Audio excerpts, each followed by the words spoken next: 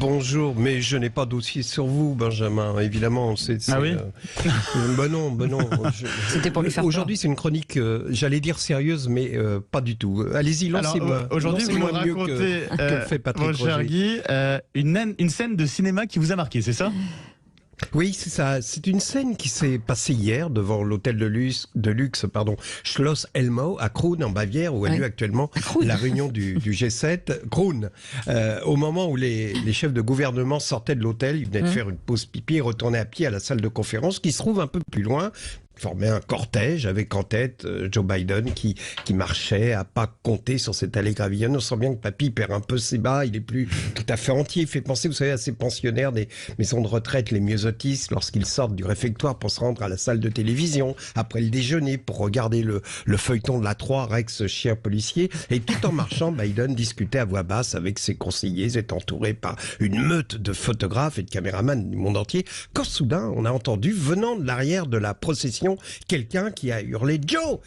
Les caméras ont abandonné Biden pour filmer cet intrus et on a découvert que l'importun qui interpellait le président des États-Unis comme si c'était son pote de billard n'était autre qu'Emmanuel Macron qui remontait le cortège à toute vitesse dans sa tenue de sauveur du monde. Vous savez, la chemise blanche à la BHL pour donner une image lumineuse d'un super-héros par contraste avec l'austérité des costumes sombres des dirigeants mondiaux. Oui, c'est ce genre d'idée de communication au niveau collégien de 5e qu'on sent qu'il est conseillé par Mimi Marchand, ex-patronne de Voici et de Closer. Joe crie à nouveau Macron en s'approchant à vive allure de Biden, qui évidemment fait semblant de ne rien entendre, continue à discuter à voix basse avec ses conseillers. On devine qu'il leur dit mais bordel, que fait la Sécu? Il y a un mec qui m'interpelle, il veut un autographe, c'est pas possible, c'est pas le moment. Pendant ce temps-là, voilà, notre président a presque rattrapé Biden. L'autre continue à avancer en ignorant évidemment superbement Emmanuel Macron. Alors, ce dernier, se rendant compte quand même de la vulgarité de ce Joe, de cette apostrophe, il l'interpelle à nouveau en disant cette fois-ci Mr. President avec la voix de Marilyn Monroe, vous savez, à l'anniversaire de Kennedy. À cet instant, il est tout près de Biden, dont les gardes du corps ont comme un mouvement de protection devant cette intrusion grossière. Il s'en fout, Macron. Il écarte du bras le conseiller avec lequel Biden discute à voix basse en disant Excuse me, gentlemen. Là, je vous fais la suite en français. Il dit à Biden, bon Joe, j'ai pris la décision d'appeler le président des Émirats Arabes Unis pour lui demander d'augmenter la production de pétrole.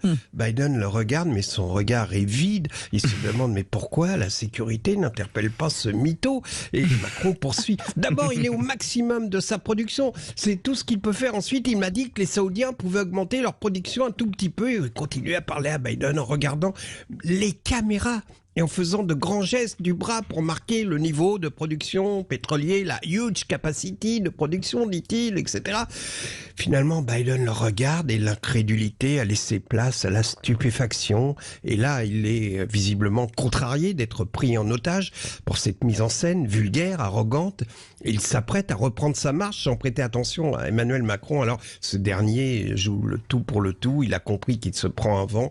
Donc, il continue en regardant les caméras. Alors, Joe, concernant ce qu'on va faire à propos du pétrole russe, il faut s'assurer que l'Inde, et là il éclate d'un rire stupide, il fait semblant de prendre conscience qu'ils ne sont pas seuls, qu'il y a les caméras, il conclut en disant « Je vais vous en parler à l'intérieur ».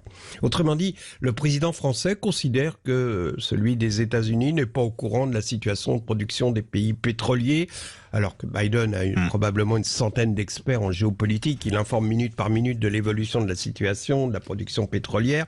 Notre président vient faire son show devant les caméras en pensant qu'on va être impressionné par son intervention. Cette chronique n'a rien à voir avec une prise de position politique, mais ce qui est terrifiant dans cette scène, c'est que le seul domaine dans lequel Emmanuel Macron souhaitait garder un peu de crédibilité, c'est-à-dire le concept de « grâce à moi, la France joue un rôle sur l'échiquier politique », on se rend compte que ce concept est du niveau d'un magazine People.